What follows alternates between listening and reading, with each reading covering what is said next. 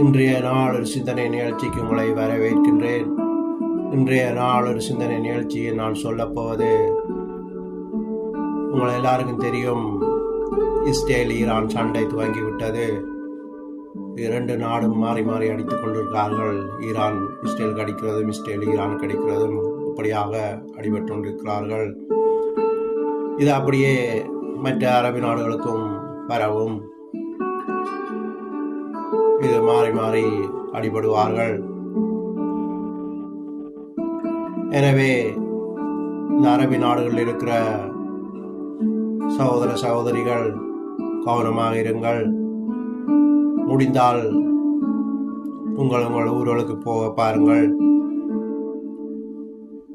இந்த யுத்தம் அப்படியே தொடர்ந்து நடக்கப் போகின்றது. இது பெரிய யுத்தமாக வரும். அமெரிக்கனுடைய பெரிய போர்க்கப்பல் நிற்கின்றது. அதே மாதிரி யூகேயின் போர்க்கப்பல் நிற்கின்றது. இந்த போர்க்கப்பல்களையும் அடிப்பார்கள்.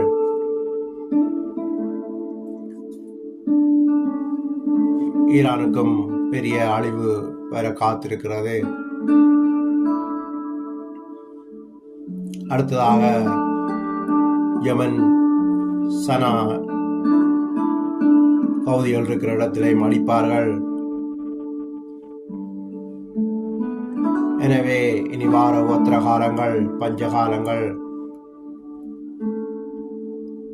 கவனமாக இருங்கள். நான் இது நடக்கும் என்று சொல்லி ஒரு வருடத்துக்கு முதலே ஒரு வீடியோ போட்டிருக்கிறேன், காசாவின் அழிவுன்னு சொல்லி. அதை மறுபடியும் இப்ப சொல்லுகிறேன். எசேக்கியேல் 38-39 வாசிக்கலாம் நீங்கள். இஸ்ரேலுக்கு 6 நாடுகள் சேர்ந்து அடிக்க போவார்கள்.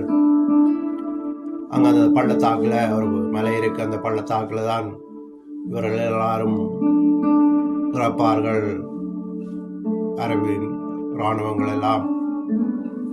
அப்போது இஸ்ரேலர் இந்த 7 மாசத்துக்கு அவர்களுடைய உடலை எடுத்து அடக்கம் பண்ணுவார்கள்.